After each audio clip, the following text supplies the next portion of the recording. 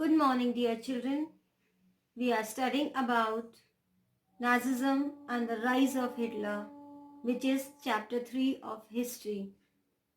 Today again we'll continue with the same chapter and the third part of the explanation. Till now, we have studied how Hitler came into power, how he gained being a very good orator, how he gained the confidence and the support of the people, how he tried to prove that he is a savior who will protect the country and overcome all the difficulties and the problems which the Germans were facing.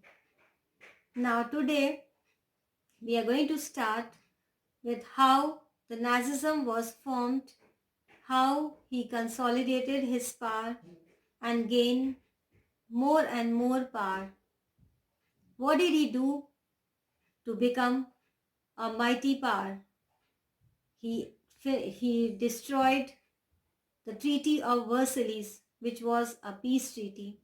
He banned democracy, and finally he came to the throne with lots of power, and he gained the popularity, and he misbehaved with the Jews. He opened concentration camps. So this all we are going to study today in our today's class. And finally, how did he die? So let's study today's lesson and finish it up with this chapter. So children, we were studying about how Hitler rose to power and how did he gain too much popularity and support of the common people. As I have told you, Hitler was a very good orator, a very good speaker. He has the power to control the minds and hearts of the Germans through his speech, and this helped him to gain the confidence and support of the Germans. So till now, we studied how Hitler tried to gain the power and what all policies he opted for. He proved that he is the person who will overcome all the problems, all the difficulties which the people were facing in Germany. Now, the next question arises was how did Hitler consolidate power? The Reichstag fire. As I have told you, this was the constitution of Germany and it was unable to solve the problems of the people, whether it be a political, economical or social problems. The constitution, the Weimar Constitution, the Weimar Republic was not able to solve the problems. But Hitler came and gained the support of the people. Then the Enabling Act. Hitler uses Article 48 to create a state of emergency. The act effectively ends democracy in Germany. So when he passed this act, democracy was stopped in Germany. The Night of the Long Knives. Opposition from within the party is removed violently. Then Hitler used his position and his power and subsequent death of Hindenburg to engineer a Nazi takeover of government.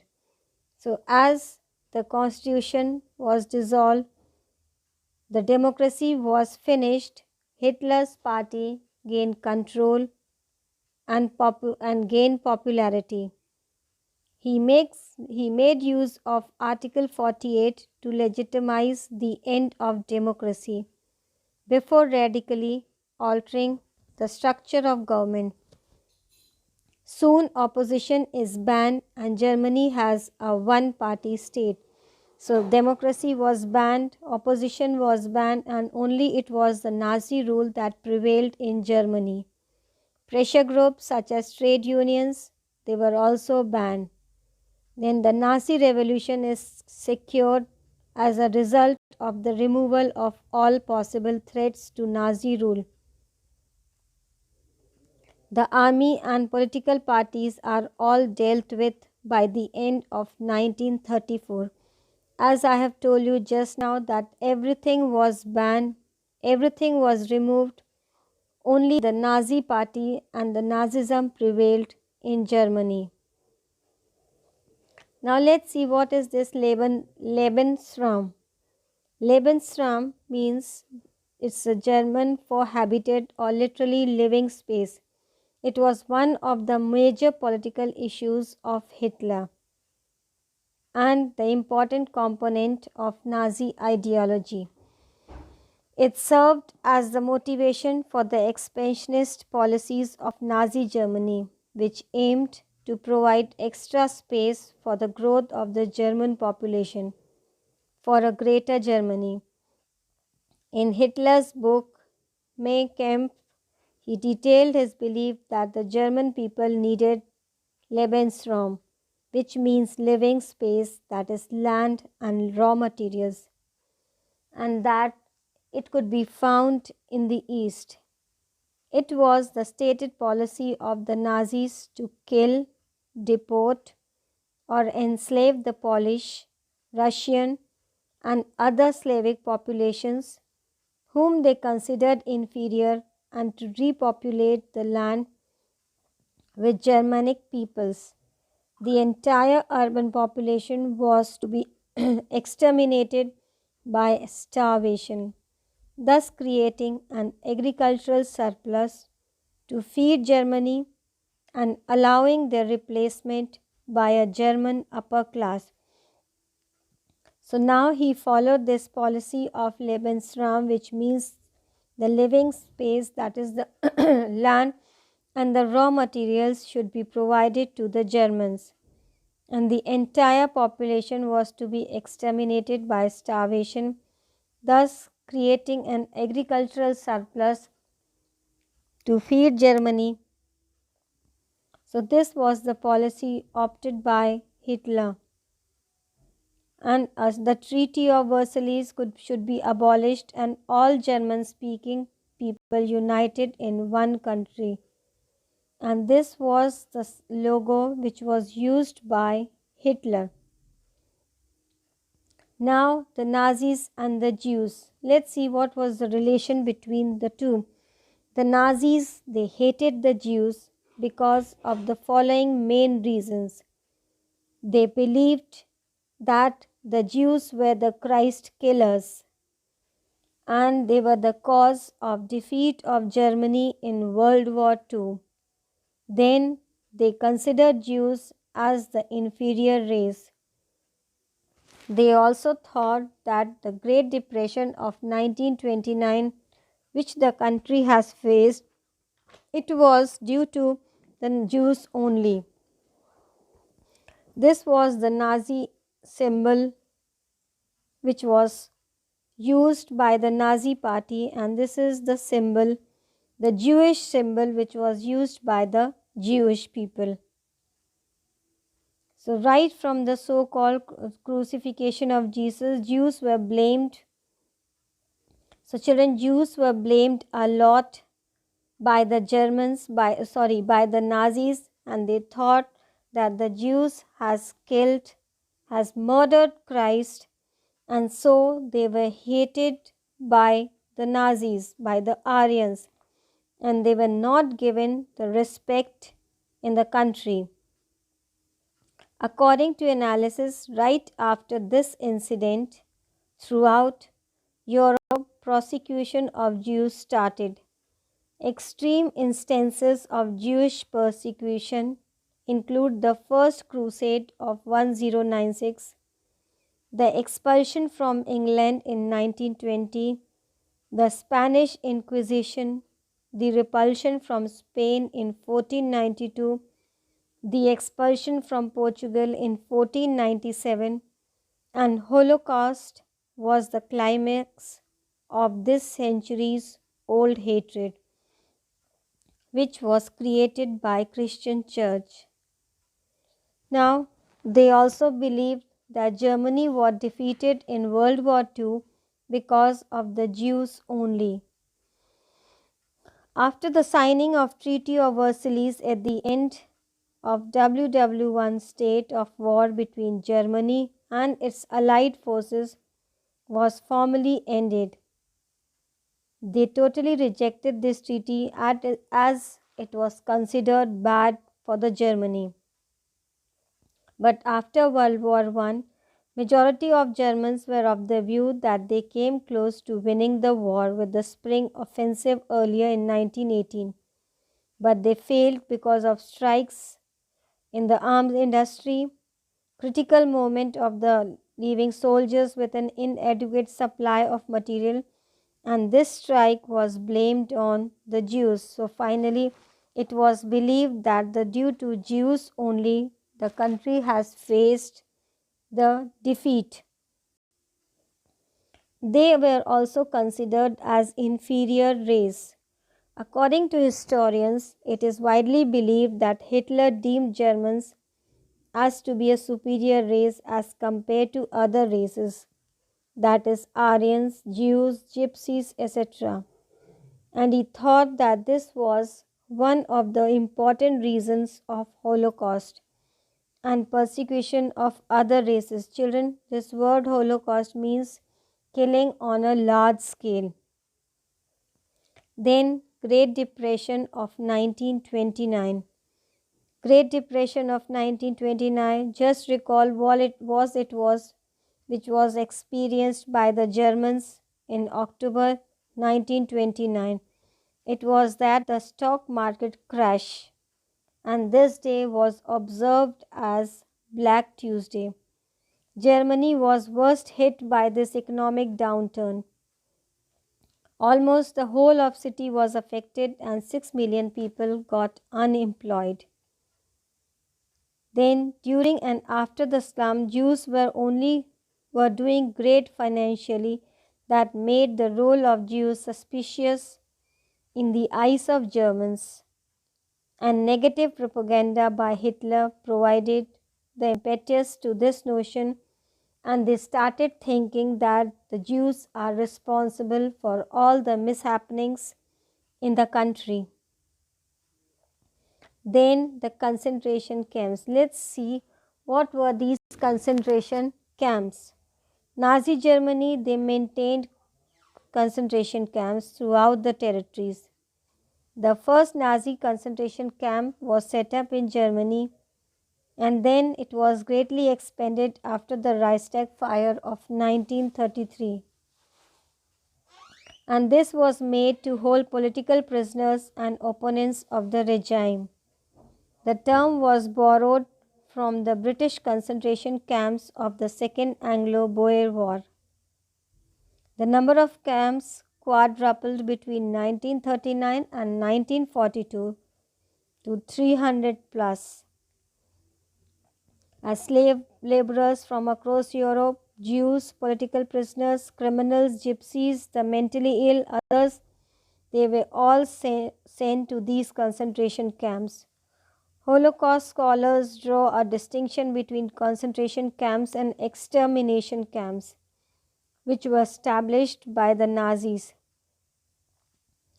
Murder of the predominantly Jewish ghetto and concentration camp populations. It was highly practiced in Germany. 4 million people suffered and died here at the hands of the Nazi murderers between the years 1940 and 1945. Now let's see what happened during the time of World War.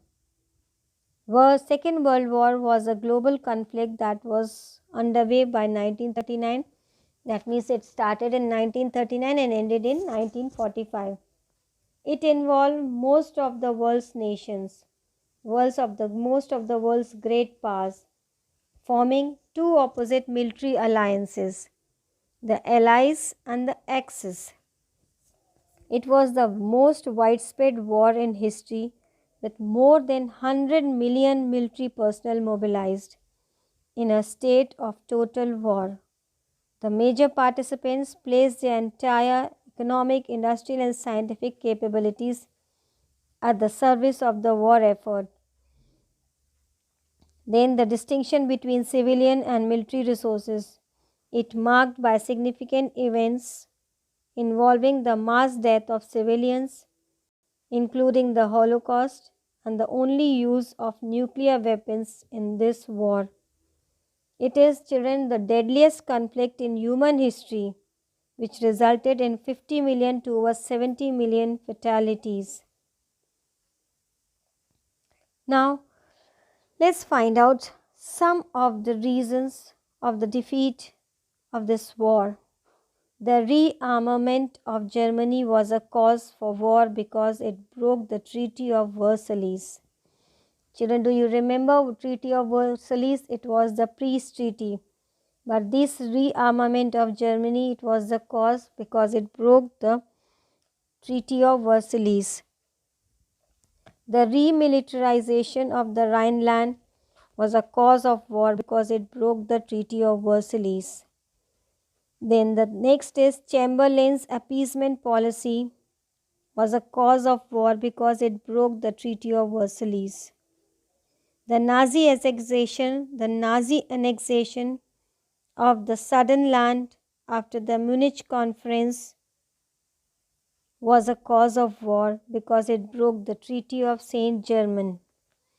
The Nazi occupation of Czechoslovakia in March 1939, it also caused war because it defied the Munich Agreement and ended Britain's appeasement policy.